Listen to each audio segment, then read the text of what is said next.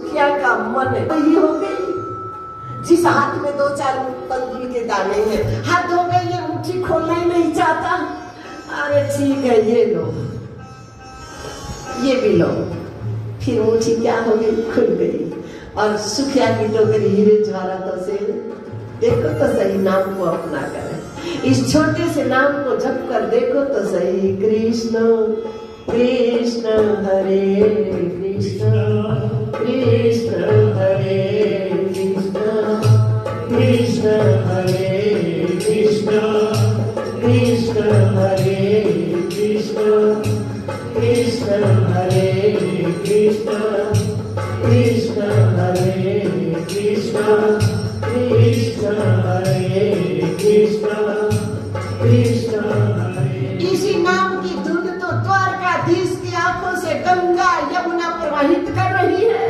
कृष्ण कृष्ण हरे कृष्ण कृष्ण हरे कृष्ण कृष्ण हरे कृष्ण कृष्ण हरे कृष्ण कृष्ण हरे कृष्ण।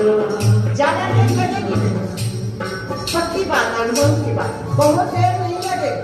कृष्ण कृष्ण हरे कृष्ण कृष्ण हरे कृष्ण। लेकिन सावधान, नाम के बीच और आपके बीच कुछ और समझती नहीं हो। कृष्ण कृष्ण हरे कृष्ण कृष्ण हरे कृष्ण कृष्ण हरे कृष्ण कृष्ण हरे कृष्ण कृष्ण हरे कृष्ण कृष्ण हरे। सुखिया के माध्यम से हमको भागवत जी का ये उपदेश है, ये संदेश है, ये इशारा है।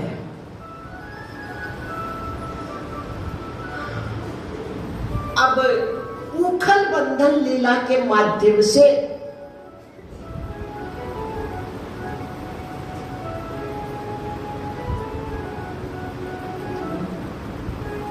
राम जन्म कर हेतु अनेका, एक एक लीला में कई कई रहस्य छुपे हैं, कई कई कार्य सिद्ध होते हैं।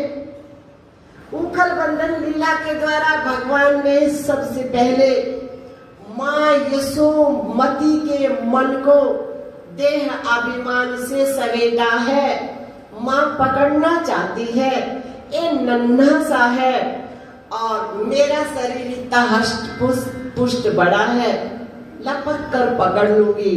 लेकिन भगवान दिखाना चाहते हैं देह अभिमान को लिए लिए, यदि आपका मन मुझे पकड़ने का प्रयास करेगा तो व्यर्थ जाएगा, मेहनत हाथ लगेगी, थकान हाथ लगेगी, समय बर्बाद होगा।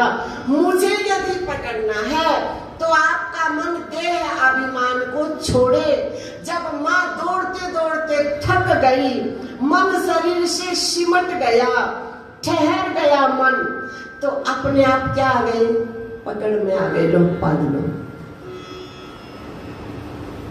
नंद बाबा ने देखा है, उधर यमुना अर्जुन महाराज कुबेर के पुत्र हैं मणि और ग्रीव, स्नान कर रहे थे जलाशय में। नारद जी महाराज जा रहे थे और उसी स्थिति में यहां मर्यादा सिखा रहे हैं और ये भी बता रहे हैं कि महात्माओं का क्रोध भी कल्याणकारी होता है। व्यर्थ में महात्मा काहे के लिए क्रोध करेंगे? महात्माओं का तो क्रोध भी बहुत महाराज महत्व रखता है।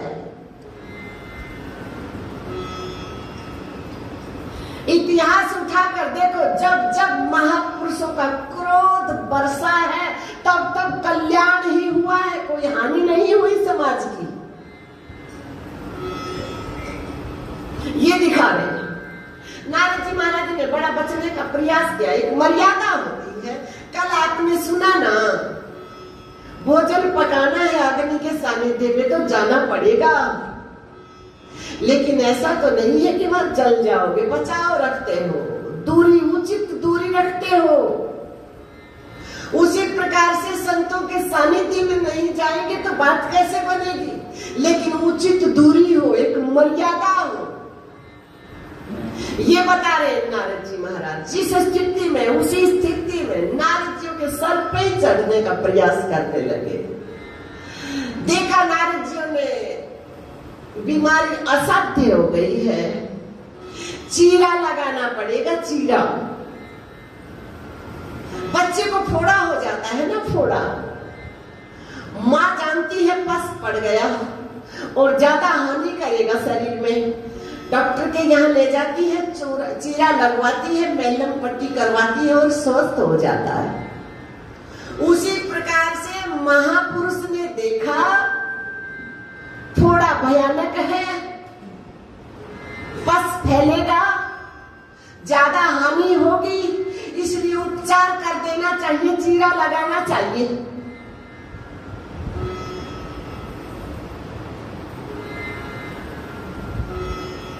आप महाराज जी इधर आ जाओ, हाँ इधर आ जाओ, आ सकते हो, इधर आ सकते। नहीं वो महाराज जी, हाँ आप आ जाओ। होता है थोड़ा अपना अपना हर प्रकार का स्वभाव होता है, और जिज्ञासु मन को जरा सा भी कोई विक्षेप, जरा सी भी कोई हलचल, थोड़ा सा मतलब वो होता है, तो कोई बात नहीं, आप इधर आ जाओ। तो क्या कहा, चीरा लगाना पड़ेगा, थोड़ा उपचार करना पड़ेगा। तो नारद जी ने कहा भगवान ने बुद्धि हमको क्यों दी है, बुद्धि का प्रयोग करें। कहाँ की क्या मर्यादा है, कैसे बैठना है, कैसे उठना है, क्या है क्या नहीं है, इसलिए भगवान ने बुद्धि दी है। और तुम बुद्धि का प्रयोग नहीं कर रहे हो तो फिर जाओ जड़ हो जाओ, वृक्ष हो जाओ। लगा दिया ना चीरा, वृक्ष हो जाओ। क्षमा करो, उद्धार कैसे होगा, जड़ियों से छुटकारा कैसे मिलेगा। तो कहा भगवान श्री आएंगे श्री कृष्ण अवतार में, राम जन्म कर हे तू अनेका, परम विचित्र एक तेरे एक अवतार का कारण। आज समय उपस्थित हुआ, भगवान श्री दोनों वृक्षों के बीच से निकले, हल्का सा झटका लगाया, दोनों वृक्ष ढलान से गिरे और मणिग्रीव अपने वास्तविकता में प्रकट होते हुए भगवान की स्तुति गाते हुए अपने लोक को प्रस्थान किया। नंद बाबा ने खोले हैं और बड़े बुजुर्गों की मीटिंग बैठी है कि लगता है अब ये स्थान हमारे रहने योग्य नहीं रहा। नंद बाबा के छोटे भाई उपनंद ने कहा मैं बताऊं बड़े भैया, वृंदावन बहुत सुंदर जगह है, बहुत श्रेष्ठ वन है। तो ये जो शरीर है हमको उपदेश है, जब शरीर वृद्धावस्था में आ जाए, नंद बाबा का उपदेश है, जब शरीर वृद्धावस्था में आ जाए, उत्तर अवस्था की तरफ आ जाए, तो हमारे मन को उपदेश है कि अब ये गोकुल जहाँ इंद्रियां हैं, कहाँ ये भ्रुकुटी के नीचे का भाग है ना पूरा, ये पांचों ज्ञान इंद्रिय, पांचों कर्म इंद्रिय इसी भाग में है, हाथ पांव कान नाक रसना त्वचा। और ये ऊपर का भाग क्या है, वृंदावन।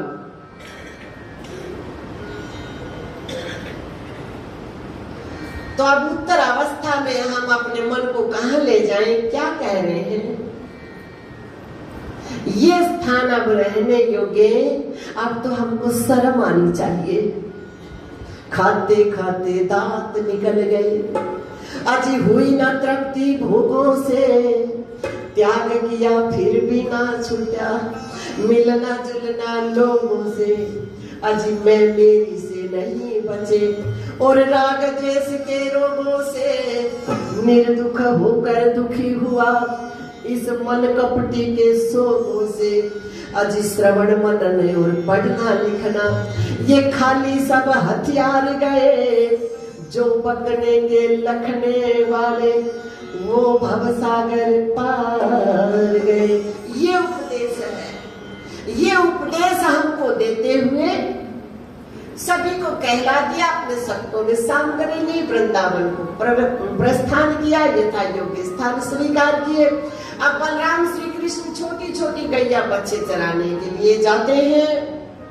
कंस के द्वारा भेजा हुआ वत्सासुर नाम का राक्षस बच्चे के रूप में आया है। ये उपदेश है भाई, देखो सीधी सी बात है।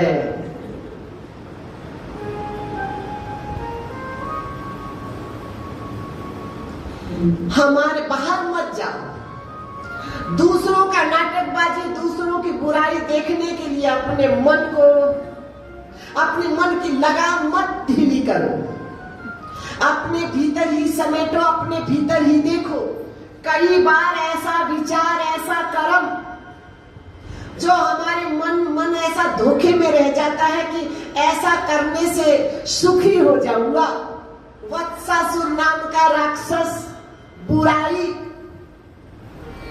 बुरे मार्ग पे चलकर गलत कर्म के माध्यम से मेरे मन को क्या मिल जाएगा? सुख मिल जाएगा। तो समझे कि कर्म का फल सुख नहीं, गलत कर्म का फल क्या मिलेगा? जो तो को काटे बोवे वाको वो तू फूल, और ताकू तो काटे भले और वाको मिले त्रिशूल। हम जैसा कर्म करेंगे उसका फल लौट कर हमको चखना पड़ेगा। ये बात समझ में आ जाए, यही वत्सासुर नाम के राक्षस का वध है। तो भगवान पहचान गए, कल्याण किया। मक्खन चोरी लीला के द्वारा भगवान ने दंडकारण्य के जो महापुरुष हैं, राम अवतार में प्रार्थना की, भगवान तपस्या करते करते हमारा मन थक गया, अनुभव नहीं हो पाया। कारण मन तपस्या के अहंकार से बंधा रहा। अपने स्वरूप के बीच और मन के बीच में तपस्या के अहंकार की दीवार आ गई, भेद आ गया बीच में। मैं सन्यासी हूँ, ये भेद आ गया बीच में। मन ने सन्यास पने की दीवार को बीच में तान कर छोड़ दिया। मैं विद्वान हूँ, इस अहंकार की दीवार को ले आए बीच में। हम अपनी इच्छा से, दूसरा कोई कारण नहीं उसमें, हम स्वेच्छा से भगवान के, आत्मा के, आनंद के, चेतना के और मन के, जीव और शिव के मध्य में हम स्वयं दीवार खड़ी करते हैं, दूसरा कोई नहीं, ये बता रहे हैं। तो दंडकारण्य के महापुरुषों ने कहा भगवान अनुभव नहीं हो पाया, तो आओ कृष्ण अवतार में आ रहे हैं हम। राम जन्म कर हेतु अनेका, परम विचित्र एक ते एका। मक्खन चोरी लीला के माध्यम से उन ब्रजवासियों के, उन महापुरुषों के मनों से अहंकार को गलित किया। मटकी तोड़ने का मतलब है देह अभिमान को गिरा दिया।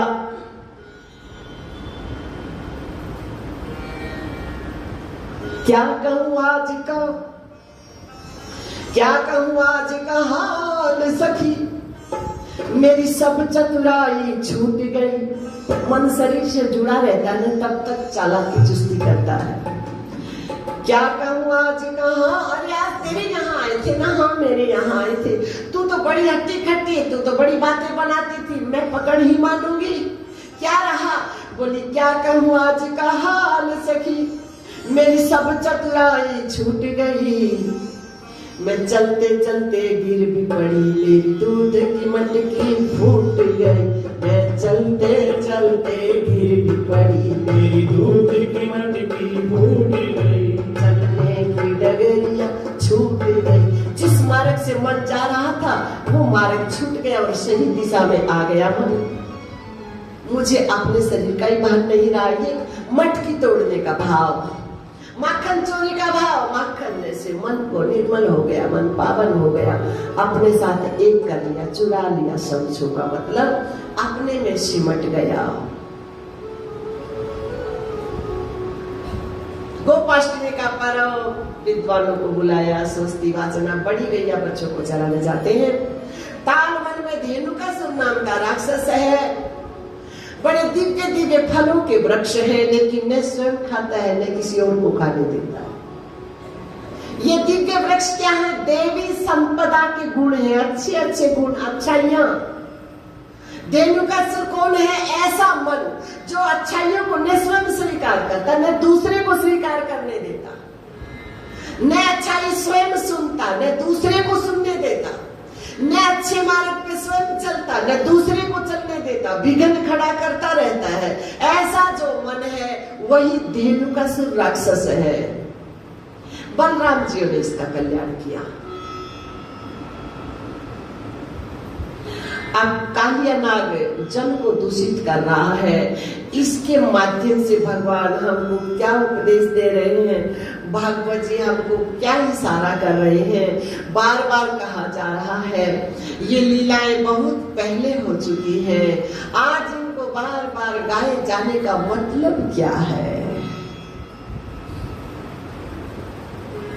तो हम सबको राह दिया जा रहा है, दिशा दी जा रही है, युक्ति बताई जा रही है, तरीका बताया जा रहा है। गेंद के बहाने भगवान श्री ने छलांग लगाई, नाग पत्नियों ने देखा हमारे पति जग जाएंगे तो अनर्थ हो जाएगा, जल्दी से लौट जाओ, माँ ने डांट दिया होगा इसलिए आगे हो गए। भगवान उपदेश दे रहे, नहीं देवी, अच्छाई के मार्ग पे हमारा मन दबाव से, डर से, भय से कभी नहीं चल पाएगा। यदि हमारे मन में भय होगा तो राजमार्ग पे कभी नहीं चल पाएगा। किसी भी प्रकार का भय, किसी प्रकार का दंड हमारे मन को बाह्य जगत से सिमटने नहीं देगा। नहीं देवी, हमको किसी ने नहीं डांटा, किसी ने नहीं फटकारा, किसी के भय से भयभीत होकर हम नहीं आए हैं, स्वेच्छा से आए हैं, क्योंकि कल्याण का पथ स्वेच्छा का है, ज्ञान स्वाधीन है, बाह्य जगत की जितनी भी वस्तुएं हैं वो पराधीन है। भगवान ये बता रहे, ये स्वेच्छा का मार्ग है। आप चाहोगे तो ये यात्रा तय होगी, ये मार्ग तय होगा, नहीं चाहोगे तो नहीं महाराज। चाहे स्वयं भगवान दुर्योधन के बिल्कुल समक्ष है, सामने है, लेकिन बात नहीं बनी है। यह हमारी इच्छा पे निर्भर करता है। नहीं देवी, हम स्वेच्छा से आए हैं। कालिया उठा, भरी फुंकार, भगवान को लपेट में लिया। भगवान कह रहे स्वेच्छा के मार्ग पे, अच्छाई के मार्ग पे चलोगे ना तो ये अहंकार, देह, अभिमान लपेटेगा। बहुत पीड़ा होती है ना शरीर में। आसन लगाकर बैठोगे, शुरू में अपना अनुभव है, शुरू में एकदम बचपन में जब खाना पीना एकदम छोड़ा तो 9 दिन तक ऐसा लगा दीवारों को खा जाए और पाँव में जैसे कुल्हाड़े बज रहे हैं, लेकिन कुछ लिया नहीं। तो 9 दिन के बाद 10वें दिन भूख भी शांत, प्यास भी शांत। फिर चाहे महीने बैठो, साल बैठो, चाहे सारा जीवन बैठे रहो, कोई कष्ट नहीं।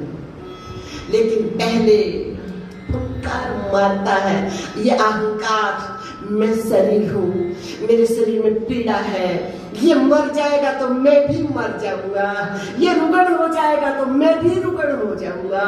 ये अहंकार रूपी सर्प लपेटने की कोशिश करता है मन को। तो ऐसी स्थिति में क्या करें? तो भगवान ने शरीर का विस्तार बढ़ाना प्रारंभ किया और हमको उपदेश दिया कि नाम सुमरन बढ़ा दो महाराज। नारायण श्रीमन नारायण, भजमन नारायण, नारायण नारायण, श्रीमन नारायण, भजमन नारायण, श्रीमन नारायण, नारायण नारायण। कभी कृष्ण कृष्ण कहे, कभी शिव शिव कहे, कभी नारायण नारायण, क्या करे? सागर तो एक है ना, उसमें उठने वाली लहरें सब किसकी है? सागर की ही है ना। तो जितने नाम जितने रूप हैं उस अथाह ब्रह्म के ही है ना, उस अखंड एक रस के ही है ना। जो नाम तुम्हारे मन को छू जाए, मन को भा जाए, बस उसी में लगा दो अपने मन को। बराबर है, कोई नाम छोटा बड़ा नहीं है, किसी में कोई शक्ति कम ज्यादा नहीं है, सब बराबर है। आपकी श्रद्धा काम करेगी, आपका विश्वास काम करेगा। श्रद्धा विश्वास रूपिणो याभ्याम बिना न पश्यन्ते सिद्ध स्वान्तस्थमीश्वर है। आपका विश्वास हो उस नाम के प्रति, जिन महापुरुष में श्रद्धा हो उनके मुख से एक बार सुन ले उस नाम को और फिर उसी नाम को जपे श्रद्धा से, भाव से।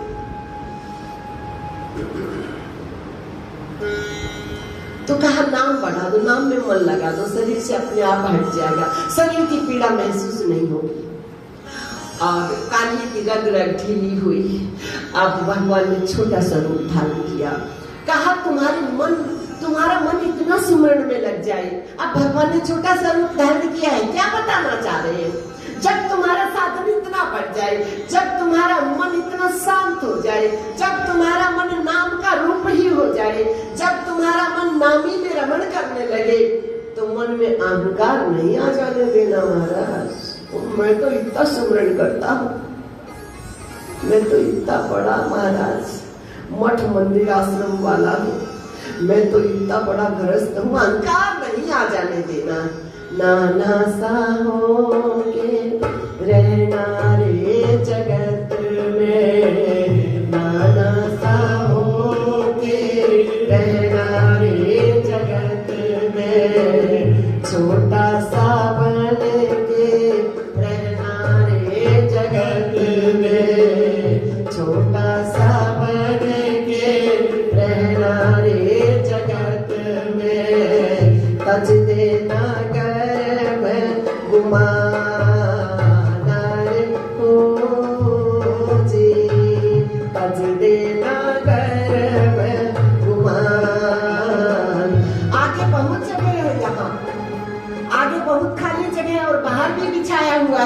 वहाँ बैठ जाएंगे। अब आने वाले महात्मा बाहर बहुत जगह है। छोटा सा बन के रहना रे जगत में, नाना सा बन के रहना रे जगत में, तज देना गर्भ।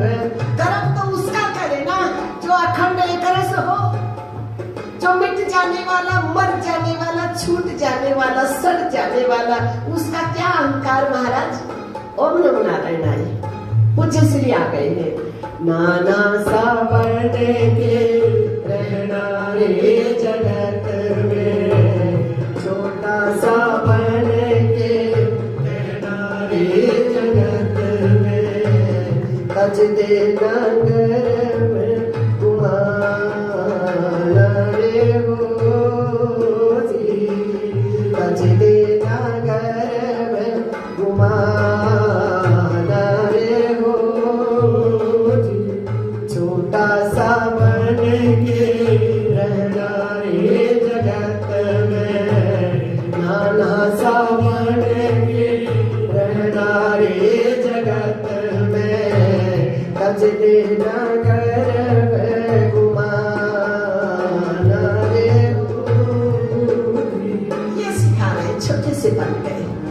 कालिए के फल पे क्या सुंदर नृत्य किया। जितासनो, जित श्वासो, जित संडो, जितेंद्रिय लगा गए सबके, कह रहे सबसे उस पार चला जाए, उधर लगाए छलांग महाराज। वहाँ नृत्य होता है, वहाँ उत्सव होता है, वहाँ आनंद होता है, वहाँ करे नृत्य।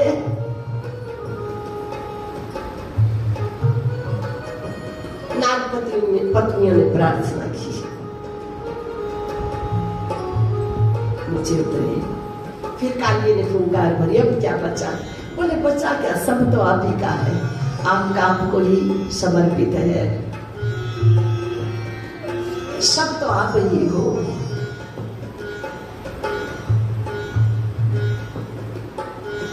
मिला राम मुझ में तो मैं राम मैं हूँ, न जुस्तजू है अब न कोई आरजू है, तेरा तुझको अर्पण क्या लागे मेरा। मस्ती पे पधराए बाहर लेकर आए, ब्रजवासी आनंदित हुए। कालिया रमणीक द्वीप को गया, भगवान ने वहीं विश्राम किया। रात्रि को अग्नि प्रकट की, विषैली औषधियां हैं, गैया चलेंगी, अनिष्ट होगा, इसलिए संपूर्ण औषधियों को दग्ध किया, अग्नि को शांत किया। अब माथुर देश में ब्राह्मण पत्नियों पे अनुकंपा की भगवान ने। माथुर देश में ब्राह्मण यज्ञ कर रहे हैं, ब्राह्मण पत्नियों ने सुना है त्रिलोकी के नाथ साकार रूप में आए हैं, लेकिन जा नहीं पा रहे, मन कृष्ण में ठहरे हैं। तो किसी बहाने से कृष्ण पहुंच गए वहीं पे, मन सब जाए हमारा। बस यदि हम शरीर की शारीरिक दृष्टि से जाने में लाचार हैं, कोई साधन नहीं है, कोई साधन जुटाने में भी लाचार है, शरीर भी स्वस्थ नहीं है, कोई अन्य व्यवस्था नहीं है, तो बस जहां है हमारा मन ठहर जाए। अब ब्राह्मण पत्नियों ने अपने मनों को कृष्ण में ठहरा दिया, पहुंच के वहीं उनका मनोरथ भी पूर्ण किया। अब भगवान श्री गोचारण कर आए हैं। आज तो घर में भांति भांति के मिष्ठान बन रहे हैं महाराज, पूजा की तैयारी हो रही है। माँ किसकी पूजा की तैयारी चल रही है? बाबा से पूछो, बाबा आज कौन देवता की पूजा करने की तैयारी हो रही? काय का उत्सव है? कहा हम देवराज इंद्र की पूजा किया करते हैं प्रतिवर्ष। कारण ऐसा है ना लाला, देवराज इंद्र मेघों को आदेश देंगे, मेघ जल की वृष्टि करेंगे, जिस जल को पाकर भूमि में बीजा हुआ अन्न पैदा होता है, जिस अन्न के सहारे जीवों का जीवन टिका हुआ है। कहा बाबा बात कुछ जमी नहीं, कैसे?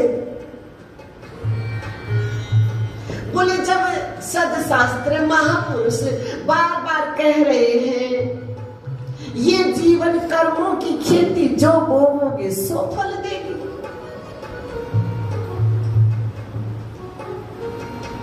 गौ माता की अच्छी सी सेवा करेंगे, भर पेट खूब खिलाएंगे, तो अपने आप माँ के स्तनों से दूध झरने नहीं लग जाएगा क्या? जब हम कर्म अच्छे अच्छे करेंगे तो देवराज इंद्र के स्वतः अपने आप हमारा कर्म प्रवेश करेगा, हमारा पुण्य प्रवेश करेगा, ऐसा भाव बनेगा, आदेश देंगे और हमारा पुण्य ही बादल बनकर बरसेगा। नहीं क्या बाबा? तो फिर क्या कहना चाहते हो? करेगा, तुम्हारी तो बातें बड़ी विचित्र होती। बोले बाबा मैं कहना चाहता हूँ प्रत्यक्ष देवता की पूजा करो। प्रत्यक्ष? हाँ, देखो भगवान कितनी सुंदर युक्ति दे रहे हैं हमको, कितनी सुंदर बात बता रहे हैं हमको। भगवान ये बताने जा रहे हैं, देखो साकार स्वरूप से एक पृथ्वी लोक है, हमेशा साकार स्वरूप से भगवान कर्तुम अकर्तुम अन्यथा कर्तुम सर्वसमर्थ है, लेकिन कह रहे हैं साकार रूप से हमेशा मेरा आपसे सहयोग बना रहे, ये संभव नहीं है।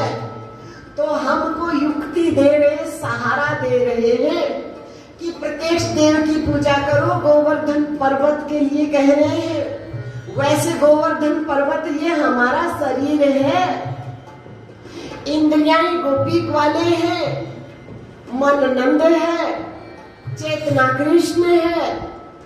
तो चेतन स्वरूप कृष्ण हमारे समक्ष है, उनकी पूजा करें। ये बात यदि समझ में नहीं आए, समझ में तो यही पड़ेगी बात, समझना तो इसी बात को पड़ेगा, मरना तो यही पड़ेगा, पूजा तो इसी की करनी पड़ेगी। इस जन्म में कर लेना, चाहे चाहे युगों के बाद कर लेना, बात तो इसी पूजा से बनेगी। लेकिन कह रहे हैं गोवर्धन के लिए कह रहे हैं, ये बता रहे हैं कि एक मिट्टी का ढेला भी संपूर्ण सृष्टि मुझसे निकली है, मुझसे भिन्न और कछु नहीं।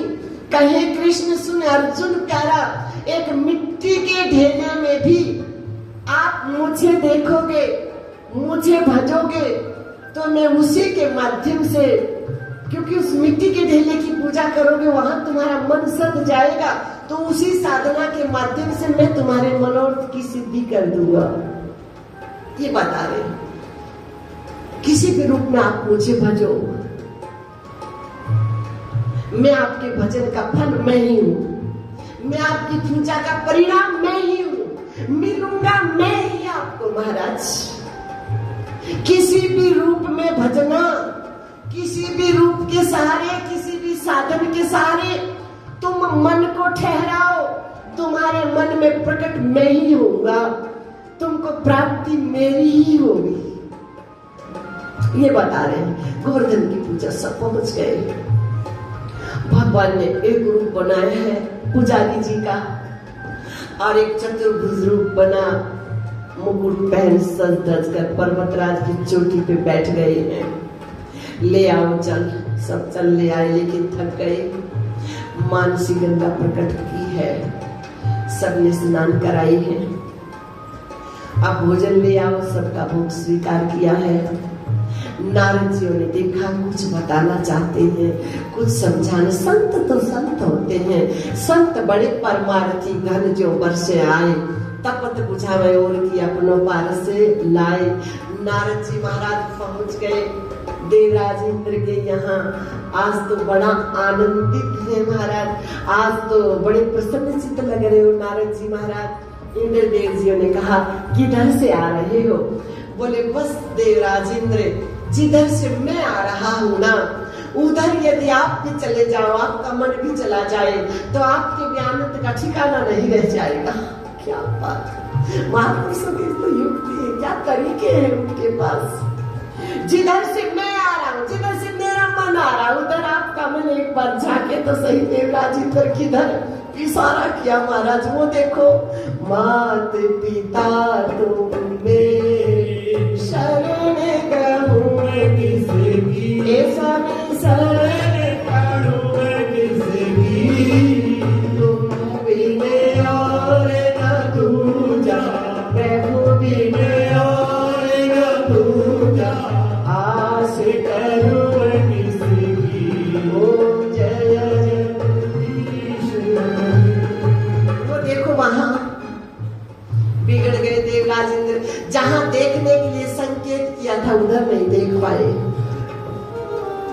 अर्जुन इन शरीरों को देख रहे हो, मुझे क्यों नहीं देख रहे? मैं बैठा इनके भीतर, क्यों विलाप कर रहे हो? जब तक तुम मुझे नहीं देखोगे इन सब के भीतर, तब तक आपका रुदन रुकने वाला नहीं है। तो देवराज इंद्र को जिधर देखने के लिए इशारा किया, उधर तो देख नहीं पाए और बिगड़ गए महाराज। नो, इधर तो इस सब रूप की पूजा हो रही है, मुझे कोई पूछ ही नहीं रहा, इस रूप की पूजा हो रही है। मेरे को आदेश दिया, उमड़ घुमड़ जा रहे महाराज, मूसलाधार बारिश, बचाओ महाराज, बचाओ महाराज। भाई मैं क्या करूं, आप क्या करो, आपके कहने से सब हो रहा है, आप क्या करो, हम तो आपके समर्पित हैं। तो फिर ठीक है, गोवर्धन पर्वत को उठा लो, थोड़े शांत हो जाओ। पहले कहा, पहले कह रहे थोड़े शांत हो जाओ, कोई ऐसी आपदा घेरे तो शांत हो जाओ और भीतर उड़ जाओ, भीतर से आवाज आएगी, मार्ग मिलेगा, पक्की बात। तो भगवान कह रहे हैं थोड़ा शांत हो जाओ, शोर शराबा बंद करो। और फिर कहा भाई आवाज आई है, भगवान कह रहे हैं इस पर्वत को उठा लो, छत्ता बना लो। हद हो गई कन्हैया, इतने बड़े पर्वत को उठाने की बात नहीं कर रहे। बोले प्रयास करने में जाता क्या, प्रयत्न तो करना चाहिए, हार थोड़ी मान जानी चाहिए। हार जाओ, लेकिन हारने के बाद भी हार तो ना मानो, कम से कम कायरता को तो स्वीकार नहीं करो, कम से कम पीठ दिखाकर चलते तो ना बनो, कम से कम फिर प्रयास प्रारंभ कर दो। क्या हुआ, हार जाओ फिर प्रयत्न करो, फिर हार जाओ फिर प्रयत्न करो। हार क्यों मानते, कायरता का गुण क्यों स्वीकार कर रहे हो? बोले प्रयास करने में तो कुछ नहीं जाता ना। हाँ ठीक है, लगो महाराज जी ने महाराज उठा लो और अपने सुदर्शन चक्र से संपूर्ण जल को शोषण कर रहे हैं। 2-4 दिन के बाद कहा तुम भी कुछ खा लो पी लो, थक गए हो। बोले तुम्हारे बस का काम नहीं है। मानो इंद्रियों के प्राणों के इनके बस का काम थोड़ा इस शरीर पर रूपी पर्वत को उठाए रखना। बोले अच्छा आपने अकेले ने, हाँ चेतना नहीं तो उठा रखा है। जरा सी चीची हुई नीचे की, जैसा जरा सा कहते हैं अटैक हो गया, अटैक हो गया। क्या अटैक हो गया? जरा सा झटका आया था, थोड़ा सब हिल गया। फिर कुछ प्रारब्ध शेष था, फिर कुछ दिन के लिए रुके।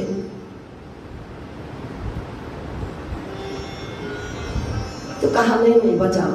फिर भगवान ने पर्वत को धारण किया। अब देव राजेंद्र को समझ में आ गया। भगवान ने पर्वतराज को स्थान पर स्थापित किए और देव राजेंद्र ने दिव्य गाय के दूध के द्वारा यानी सद्भावना के द्वारा श्रद्धा विश्वास रूपिणो या व्यापिना न पश्यन्ति सीता स्वतः। अब श्रद्धा उमड़ पड़ी, विश्वास उमड़ पड़ा। श्रद्धा विश्वास के दूध से अभिषेक किया है और देव राजेंद्र लौटे। भगवान ने कहा भाई आरती कर लो, परिक्रमा कर लो। सब प्रणाम कर रहे, क्या कर रहे हो? बोले बस माफ कर दो, बड़ी बड़ी गलतियां हो गई हमसे। नहीं ऐसा कुछ नहीं है। कछु माखन को बल बढ़े, कछु गोपी करी सहाय। राधा जी की कृपा से मैं पर्वत भी हो। ये शरीर क्या है? कन्हैया जी का राधा माया, माया से ही तो माया काटी जाती है। उधर पर्वत दिख रहा, वो भी माया का ही रूप है। और जो चदरिया उड़ रखी वो भी माया, माया से ही माया काटी जा सकती है। इसलिए कहा कछु माखन को बल बढ़े, कछु गोपिन करी सहाय। और राधा जी की कृपा से मैं पर्वत लियो उठा। फिर बात चले उमड़ पड़ा। सबने परिक्रमा की, आरती ले आई भैया और सबने आरती की। मन ही मन आरती परिक्रमा कर लेते हैं।